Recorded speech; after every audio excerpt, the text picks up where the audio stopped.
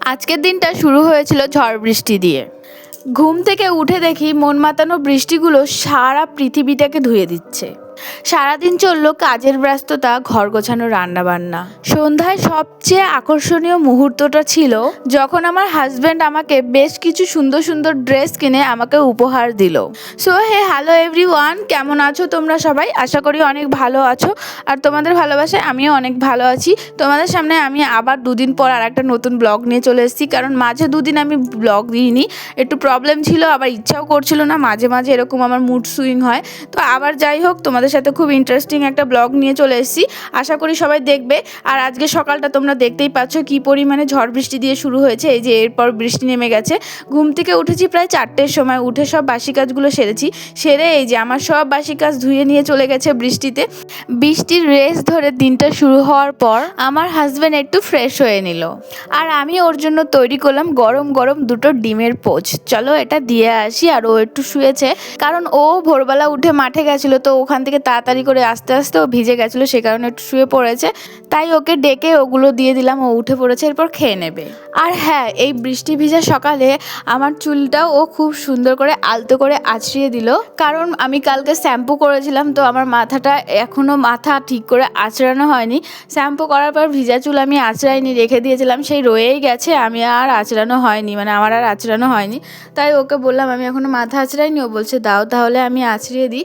আর ও খুব সুন্দর করে স্মুথলিভাবে মাথাটা আঁচড়িয়ে দিয়েছে, একটুও মাথায় লাগেনি। মানে আমার চুলের গোড়া খুবই নরম, মানে একটু মানে মাথায় লাগলে না খুব প্রবলেম হয়, অসুবিধা হয়। আমার মা আঁচড়ালে খুব মাথায় লাগে, তো আমার মাকে এরকম বকতাম, কিন্তু দেখি ও খুব সুন্দর করে আঁচড়াচ্ছিল। আর এখানটায় দেখো ও আমার চুলে বেনুনি করার চেষ্টা করছিল, আমি বলছি একটু বেনুনি করে দাও তো। ও বলছে দাঁড়াও আমি একটা নিউ স্টাইলের বেনুনি করে দেবো। আর এই যে দুটো চুল নিয়ে দুভাগ করে নিয়ে পাকিয়ে দিল, হয়ে গেল ওর বেনুনি। আমি বলছি ধুর, এরকম করে কেউ বেনুনি করে? তারপরে ওকে একটু দেখিয়ে দেওয়ার চেষ্টা করলাম, কিন্তু তাও হলো না। আর ওই যে ও চুল পাকিয়ে যাচ্ছে, ও ভাবছে এটাই বেনুনি, তারপর বলছে ধুর আমি পারি না। তারপর ওকে আমি একটু দেখিয়ে দিলাম, আর ও দেখছিল সেটা খুব ভালো করে। তারপরে ও এখান থেকে করার চেষ্টা করছিল, কিন্তু তাও পারেনি। তারপর খুব ঝড় বৃষ্টির কারণে এখানে কারেন্ট চলে যায়, আর এই যে আমরা দুজনে মিলে এখানে এখন চা মুড়ি খাচ্ছি, আর আমার হাজব্যান্ডকেও দিয়ে দিয়েছি। আর সকাল সকাল এসব ভুজিয়া টুজিয়া দিয়ে মুড়ি মাখা খেতে খুব ভালোবাসে, তো ওকে খুব সুন্দর করে মুড়ি মাখিয়ে দিয়েছি, অনেক বেশি করে ভুজিয়া চানাচুর দিয়ে, কারণ এইভাবে বেশি করে ভুজিয়া চানাচুর দিয়ে মাখালে না খুব টেস্ট লাগে, খাবারের টেস্ট যেন আরও বেড়ে যায়। আর এদিকে আমিও খেয়ে নিচ্ছিলাম। খাওয়া দাওয়া শেষ করে এই যে রান্না করতে চলে এসেছি। আজকে রান্না করতে গিয়ে একটা অঘটন ঘটেছে, সেটা তোমাদের সাথে অবশ্যই বলবো। তার আগে চলো এই চিচিঙ্গাগুলোর জলগুলো ভালো করে চিপে বের করে নিই, কারণ এই চিচিঙ্গাগুলো ধুয়ে দেওয়া হয়েছে, আর ঠাম্মা বলেছে এগুলো চিপে বের করে নে জলগুলো, তাহলে অনেক তাড়াতাড়ি ভাজা হয়ে যাবে আর ভালোও হবে। আর এদিকে কড়াইটা তেতেছে নাকি একটু দেখছিলাম, তো কড়াইয়ের তারপরে তেল দিয়ে দিলাম, আর কি কড়াই তেতে গেছে। এরপর চিচিঙ্গাগুলো দিয়ে দেবো। তার আগে আমি ভাবছি কি আজকে চিচিঙ্গাটা একটু পাঁচফোড়ন দিয়ে ফোড়ন দেবো, তো সেই কারণে এই যে ফোড়ন দিয়ে দিলাম, আর দুটো শুকনো লঙ্কা দিয়ে দিয়েছি। আর এই যে চিচিঙ্গাগুলো ভালো করে জল ঝরিয়ে ধরিয়ে দিয়ে দিচ্ছি একে একে। তো এগুলো ভালো করে নাড়াচাড়া করে নিলাম, তারপর একটু নুন হলুদ দিয়ে যেইভাবে রান্না করে আর কি সেইভাবে রান্না করে ভালো করে তারপরে যে এখানে নাড়াচাড়া করে রান্না বান্না করে উঠিয়ে নিয়েছি। আর চিচিঙ্গা ভাজতে একটু টাইম লেগেছিলো ঠিকই, গ্যাসটা আমার মনেও হচ্ছিলো সকাল থেকে যে যাবে ভাব। তারপরে এদিকে কড়াইটা ভালো করে ধুয়ে জলটা ফেলে দিলাম, আর চিচিঙ্গা যেহেতু লেগে গেছে সেই কারণে একটু দাগ দাগ হয়ে গেছিলো, তাই ভালো করে জল দিয়ে ধুয়ে কড়াইটা এটে মুছে নিচ্ছি। আর আমার কড়াই সবসময় এরকম, এখন অন্তত এরকম চকচক না হলে ভাল লাগে না, কারণ কয়েকদিন আগেও কড়াইটা খুব পুড়ে গেছিলো। তারপর একবার আমার শাশুড়ি মা পুরো সাদা করে মেজে দিয়েছিল, তো তারপর থেকে ওই সাদা করে রাখারই চেষ্টা করি, কালি মানে পোড়ানোটা একটু কম করি আর কি, কম পোড়ালে বেশি ভালো লাগে আর কি। তো সেই কারণে যতটা পারি চেষ্টা করি পরিষ্কার পরিচ্ছন্ন করে রান্না করা। তারপরে এদিকে যেহেতু আমাদের এদিকে কীর্তন শুরু হয়ে গেছে, তো সেই কারণে নিরামিষ খেতে হবে এখন 4-5 দিন, তো তাই আর কি এখানে নিরামিষ তরকারি সব রান্না করছি। আর এই নিরামিষ তরকারিটার জন্য মশলাটা রেডি করে নিচ্ছি। আর এর আগে আমি এই চিচিঙ্গা ভাজাটা বসাতে দিয়ে তারপর ওইদিকে আমি মশলাগুলো সব করে এনেছি। আর আজকে আমাদের বাড়িতে রান্না হবে তোমার লতি, মানে সর্ষে বাটা দিয়ে লতি করা হবে, আর এদিকে গাঁটি কচু আর আলু দিয়ে তরকারি হবে, ঝোল তরকারি। আর ওইদিকে চিচিঙ্গা ভাজা হয়েছে, আর একটা কি ছিমের বীজের তরকারি হবে। তো এই সব আইটেমগুলো আজকে হবে আর কি। আর এই যে এখানে আমি তরকারিটা কষাতে দিয়ে দিয়েছি। আর ভাত যখন হালকা ফুটে ফুটে আসে না, তখন না গ্যাসটা অফ করে দিই। এগুলো হচ্ছে আমার পিসি শাশুড়ির আইডিয়া। তো আইডিয়াগুলো খুব কাজে দেয়, তো সেই কারণে ওদের কথাগুলো আমি সবসময় শোনার চেষ্টা করি। তো গ্যাস অফ করে দিয়েছিলাম। তারপরে এদিকে দেখি কি তরকারি কষতে কষতে দেখি গ্যাসটা হপ করে বন্ধ হয়ে গেল। তারপরেই বুঝতে পারলাম যে গ্যাস শেষ হয়ে গেছে। আর এদিকে তারপর আমার শাশুড়ি মা তাড়াতাড়ি করে নিচে বস্তা টস্তা পেতে, মানে ওখানে কাদা কাদা হয়ে গেছিলো, তো ওপর থেকে জল পড়েছে। তারপরে এখানে রান্না বসিয়ে দিয়েছি। আর এখানে আমার হাজব্যান্ড বলছিল আমার জন্য দুটো আলু ভেজে দেবে, আমি আলু ভাজা খাবো। তো সেই কারণে ওর জন্য আলুটা কাটতে বসে পড়েছি। মা বলছে তাহলে কেটে দাও, এদিকের এই রান্নাগুলোও তো হয়ে গেছে, আর তরকারিও তো কষানোই ছিল, জাস্ট আর একটু কষিয়ে একটু জল দিয়ে ওইদিকে বসিয়ে দিয়েছি। মা জাল বাড়াচ্ছে, আর এদিকে আমি আলুগুলো ভালো করে কুচি কুচি করে নিয়েছি। নেওয়ার পর মাকে সব জোগাড় করে দিয়ে এই যে এখন আমি ঘর গোছাতে চলে এসেছি। আর মা কিংবা ঠাম্মা রান্না করলে আমি চেষ্টা করি সব সময় ঘরদোর গুছিয়ে রাখার বলতে, আমি যখন রান্না করি তখন তো মানে রান্না করতে করতেও যদি সময় পাই তো এইদিকে ওদিক গুছিয়ে থুয়ে দিই। তারপর রান্না কমপ্লিট হয়ে যাওয়ার পর ঝাড় দিই। আর যদি মা কিংবা ঠাম্মা রান্না করে তাহলে কি করি, ওদের যেটুকু গুছিয়ে দেওয়ার আমার দিক থেকে সেইটুকু সবগুলো ভালোভাবে গুছিয়ে দিয়ে আমি ঘর দুয়ারগুলো গুছিয়ে ঝাড় দিয়ে নিই। কারণ তখন রান্না বান্নার আগে সব কিছু সবজি টবজি কাটতে হয়, বাসন কোসন নিতে হয়, রান্নাঘরটা ভীষণ পরিমাণে এলোমেলো হয়ে যায়। আর তার সাথে সারাদিন সেই সকালবেলা ঘর ঝাড় দেওয়া হয়, সেই কারণে সারাদিন ঘর বারান্দাগুলোও খুব এলোমেলো হয়ে যায়। তো তাই আর কি, যখন ওরা রান্না করে আমার কাছে অন্তত কোনো কাজ থাকে না, তখন আমি ঘর দুয়ার পরিষ্কার পরিচ্ছন্ন করে ঝাড় দিয়ে গুছিয়ে ফেলি একদম। আর এটা আমার করতে খুব ভালো লাগে, কদিন ধরেই করছি। আর পুরো ঘর দুয়ার গোছানো থাকে, সুন্দর থাকে। আর এই যে আমার হাজব্যান্ড বাড়ি এসেছে না, এরপর আমার ঘরের অবস্থা এই অবস্থায় হয়েই থাকে। তাও তো আমি কখনো ও বাড়ি আসলে ঘর দুয়ার গোছাই না, আমি মনে করি ও চলে যাবে তারপরে গোছাবো। ও থাকলে গুছিয়ে আমার কোনো লাভ হয় না, সে আবার এলোমেলো হয়ে যায়, সেই কারণে না গোছাই না। কিন্তু আজকে আমার কাজের প্রতি এতটা এনার্জি রয়েছে, কি বলবো বলে বোঝাতে পারবো না। সেই কারণে ভাবলাম কি না থাক, ঘর দুয়ারগুলো গুছাই। আবার বাড়ির পাশে কীর্তন, কখন কোন আত্মীয় চলে আসে, দেখবে এই এলোমেলো ঘর আমার একটুও ভালো লাগে না। আর এই যে দেখো বেড কাভারটা তোলার পর এটা যখন ঝাড়ছি কত ধুলো উড়ে আসছে, তোমরা নিশ্চয়ই দেখতে পেয়েছো। আর তার মধ্যে গতকাল একটা কাকা শ্বশুর এসেছিলো ঘরে, তো তখন আমার ঘরটা বেশি গোছানো ছিল না, একটু এলোমেলো ছিল বলে আমার খুব খারাপ লাগছিল। তো সেই কারণে আমি ভাবছি কি থাক, ঘর দোর গুছিয়ে রাখবো, আমার লোকটাকেই বলবো একটু ভালো করে একটু চলাফেরা করতে, তাহলেই হবে। তারপরে এই বেড কাভারটা পাতবো ভাবছিলাম, কিন্তু দেখে মনে হচ্ছিল না কাঁচা হয়নি, নোংরা নোংরা লাগছিলো, কোনো এক সময় আমি তুলে রেখে দিয়েছি। আর ইদানিং কয়েক মাস ধরে তোমরা এটা ভালোভাবে লক্ষ্য করেছো যে আমি এই সাদা কালারের বেড কাভারটাই প্রত্যেকবার পাচ্ছি, ধোয়ার পর এটাই পেতে দিচ্ছি, আর কোনো বেড কাভার চেঞ্জ করিনি। সেই কারণে ওই বেড কাভারটা না চোখের সামনেই পড়েনি, আর ওটা ধোয়া রয়েছে কি রয়নি সেটাও আমি বুঝতে পারিনি, ওটা একদম ভেতরে ছিল, চোখেই পড়েনি। আজকে যখন পাততে যাচ্ছিলাম তখন দেখে মনে হচ্ছিল যে ওটা নিশ্চয়ই কাঁচা হয়নি, তাই আর ওটার উপর মন লাগলো না, সের জন্য ওটা আবার ধুয়ে দিলাম।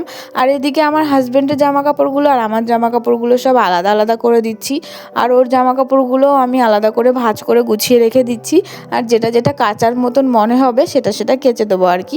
তো সেই কারণে এখানে দুটো শাড়ি ছিল, প্রথমে ড্রেসিং টেবিলে ধুয়ে আসলাম। আর ওই যে আগের যে বেড কাভারটা ছিল সেটা আমি এখন পেতে ভালো করে ভাঁজ করে নিলাম, নিয়ে এই যে সব একে একে ওই গামলাটার মধ্যে রেখে দিচ্ছি। আর ওটার মধ্যে প্রথমে আমার হাজব্যান্ডের জামা কাপড়গুলোই রেখে দিচ্ছি, আর ওকে বলেও দিয়েছি যে তোমার যদি কিছু লাগে তুমি আমাকে বলবে, আমি দেবো, তুমি নিজের হাতে কিছু নেবে না। ও নিজের হাতে কিছু নেওয়া আমার আরও বেশি করে কাজ বাড়িয়ে দেওয়া, আমার ধৈর্য আর ধরে না, সেই কারণে বলেছি। তারপর এদিকে আমি আমার জামা কাপড়গুলো গুছিয়ে নিচ্ছিলাম, তার আগে দেখছি ওর কোন কোন জামাগুলো কাচতে হবে। তো শুকে শুকে দেখছিলাম এটার ঘামের গন্ধ আছে না ওটার ঘামের গন্ধ আছে, তারপর যেটা যেটা কাচতে হবে সেটা রেখে দিয়েছি শু ক্যাবিনেটের ওপরে। আর এইদিকে আমার নাইটিগুলো ভালোভাবে ভাঁজ করে রেখে দিলাম, তারপর এদিকে কুর্তিগুলোও রেখে দিলাম। আর এই কুর্তিটা পরে কালকে রাতে মার্কেটে গেছিলাম, তো আমাদের আজকে এক জায়গায় ঘুরতে যাওয়ার কথা ছিল, তো সেখানে আমরা যেতে পারিনি, কোনো এক কারণে। তারপর আমার হাজব্যান্ড রাতের বেলা যা একটা চমক করলো, তোমরা সেটা পুরো ভিডিওটা না দেখলে কিন্তু বুঝতে পারবে না। তার জন্য তো তোমাদের আমার এই ভিডিওর মধ্যে পুরো ভিডিওতে থাকতে হবে, না থাকলে তো বুঝতে পারবে না, মিস করবে। তো পুরো ভিডিওটা দেখো, অবশ্যই ভালো লাগবে, ইন্টারেস্টিং একটা ব্লগ। তো তারপর আমার হাজব্যান্ড বলছে কারেন্ট এসেছে, আমাকে চার্জার দাও, আমি ফোন চার্জ দেবো। তো আমি বলছি আমার ফোনটাও তো চার্জ দিতে হবে, তোমার ফোনটা তো কাজে লাগবে না, আমার ফোনটা তো কাজে লাগবে। আর এদিকে ও এসে বদমাইশি করছিল আর আমার সাথে অনেক জ্ঞান দিচ্ছিল। যাই হোক, ওকে চশমা নিয়ে একটু ছোট্ট করে জ্ঞান দিয়ে দিলাম যে তোমাকে এরকম টাইপের চশমা পরলে ভালো লাগে। ও একটা চশমা কিনে ঠকে গেছে, এক কথা ঠকে যায়নি, মানে চশমাটা খুবই ভালো কিন্তু ওকে মানাচ্ছে না। ও বলছে আমাকে মানাচ্ছে না আমার মুখ। তারপর আমি বললাম তোমার মুখটা ছোটোখাটোর মধ্যে, তো তুমি একটু ছোট ছোট দেখে গ্লাসের চশমা নিও, তোমাকে ভালো লাগবে। ও কী করেছে, বড় বড়গুলো নিয়ে নিয়েছে। তোমরা একটু ওয়েট করো, এক্ষুনি ও চশমাটা পরবে, পরে তোমাদের সামনে অবশ্যই আসবে। সামনে বলতে তোমাদের সামনে দিয়ে অবশ্যই যাবে।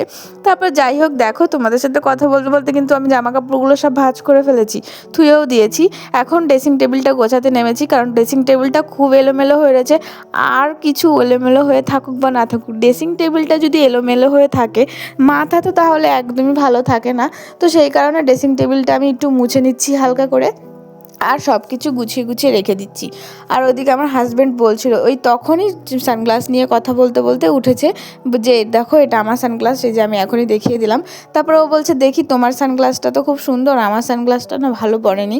তারপরে ও বলছিল, আর এদিকে বলছে দাও দেখি আমার সানগ্লাসটা, ওই যে দিয়ে দিলাম। এখন ও পরবে এটা, দেখো পরে ওকে কেমন লাগে তোমরাই দেখো। তোমরা একটু কমেন্ট করে বলো তো আমার হাজব্যান্ডকে কেমন লাগছে। এক ঝলক দেখা গেছে, আমি বুঝতে পেরেছি, কিন্তু ওটা দেখেই তোমরা প্লিজ একটু কমেন্ট করে বলো যে কেমন লাগছে। তারপর এদিকে ড্রেসিং টেবিল সব গোছানো হয়ে গেছে, আমি আমার ঘরটা ভালো করে ঝাড় দিয়ে নিয়েছি। আর তোমাদের তো আমি সব ঘরে ঢোকার আগে তো দেখিয়েই নিয়েছিলাম আমার ঘরটার কীরকম অবস্থা হয়েছিল, গোছানোর পর কেমন হয়ে রয়েছে সেটাও কিন্তু অবশ্যই দেখাবো। তার জন্য কিন্তু পুরো ভিডিওটা দেখতে হবে, আর স্কিপ করে দেখলেই কিন্তু ভিডিওটা মিস করবে। তো দেখো পুরো ঘর দুয়ার একদম ঝাড় দিয়ে বের করে নিয়ে এসেছি। আর এখন আরও ঝাড় দেওয়ার কারণ হচ্ছে সকালবেলা তো বৃষ্টি হয়েছে, তোমরা তো দেখতেই পেলে, তার জন্য সব পাতা টাতা পড়ে রয়েছে। আর ওই যে আমার শাশুড়িও উঠোন ঝাড় দিয়ে এসেছে, মানে আমি একবার ঝাড় দিয়ে ফেলেছি, তারপরে এই যে আমার শাশুড়ি দোকানঘর ঝাড় দিয়ে এসে বাড়ি ঝাড় দিতে এসেছে, আর ওই যে আমার শাশুড়ি ঝাড় দিয়ে নিল।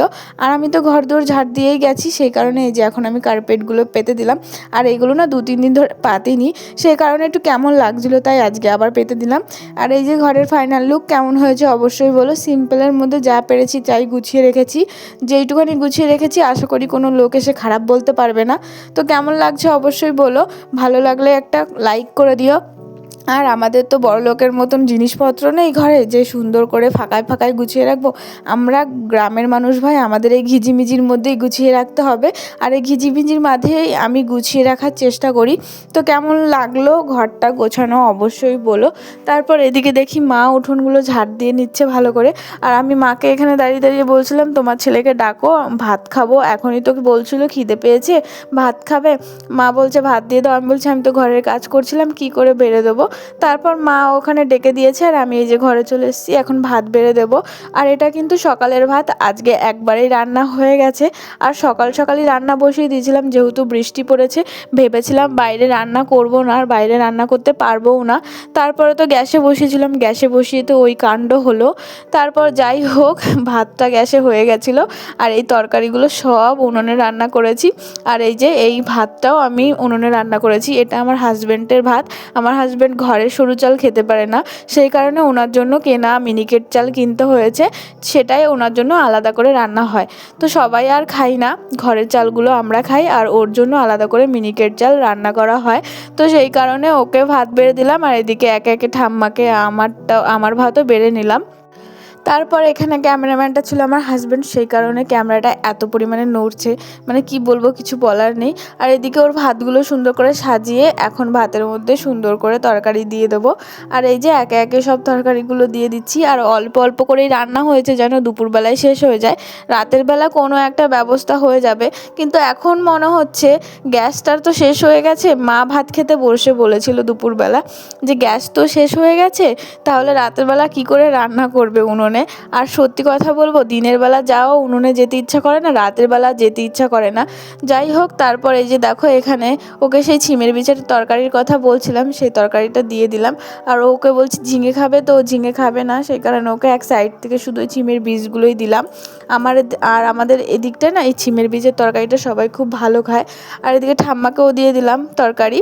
আর এই যে আমিও ভাত নিয়ে বসে পড়েছি, আর আমি এতক্ষণ ভাত খাওয়ার টাইমই পাইনি। উনি বলছে এটা দাও, উনি বলছে এটা দাও, তাই ওদেরকে সব দিয়ে তারপরেই একবারে আমি খেতে বসে পড়লাম।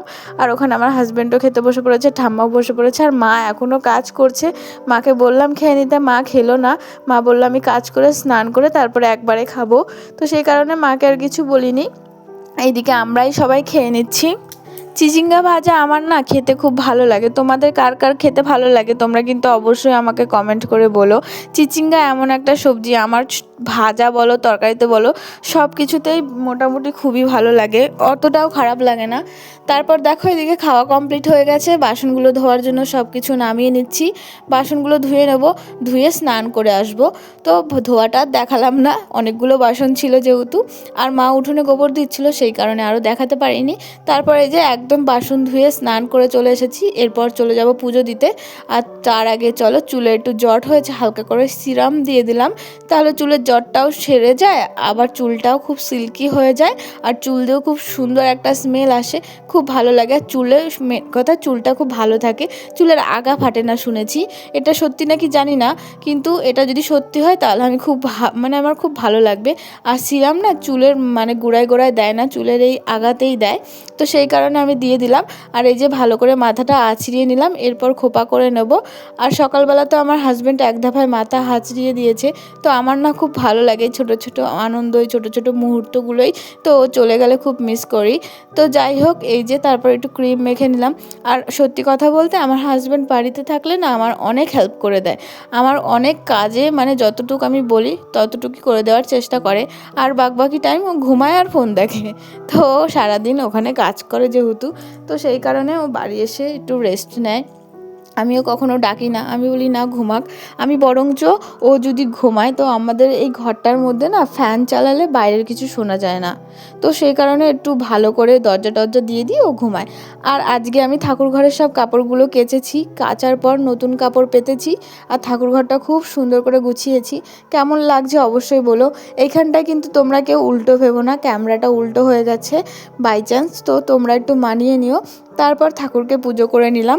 এত কিছু গোছানো গাছানো অনেক টাইম লেগেছে, আজকে পুজো দিতে দিতে 12টা 12:30টার মতন বেজে গেছে। আজকে সকাল থেকে এত কাজকর্ম করেছি আর টাইমই পাইনি। আর এই যে বিকেলবেলা চলে এসেছি, বিকেলবেলার সেই মধুর মুহূর্তটা। তো এখানে আমি ক্যামেরা নিয়ে অপেক্ষা করছিলাম আমার হাজব্যান্ড আসবে। আমি কোনোদিনও না এরকম ক্যামেরা নিয়ে ভিডিও করিনি, কিন্তু আজকে আমার খুব মনে হচ্ছিল তাই আমি করছিলাম। ওকেও একটা সারপ্রাইজ দেব। তারপরে ওকে সারপ্রাইজ দিতে গিয়ে আমি নিজে সারপ্রাইজ হয়ে গেছি, এমন একটা ব্যাপার। এই যে ও হাসতে হাসতে ঢুকছে, ওকে সারপ্রাইজ দিতে গিয়ে আমি নিজে সারপ্রাইজ হয়ে গেছি। আমি প্রথমে ভেবেছি খাবার নিয়ে আসবে, সেই কারণে আমি ক্যামেরাটা অন করেছি। এখন দেখি এত বড় প্যাকেট নিয়ে এসেছে। তো চলো তোমাদের সাথে শেয়ার করিও কী কী নিয়ে এসেছে। আর এই যে তোমরা দেখতেই পাচ্ছ আমার জন্য ড্রেস নিয়ে এসেছে অনেকগুলো।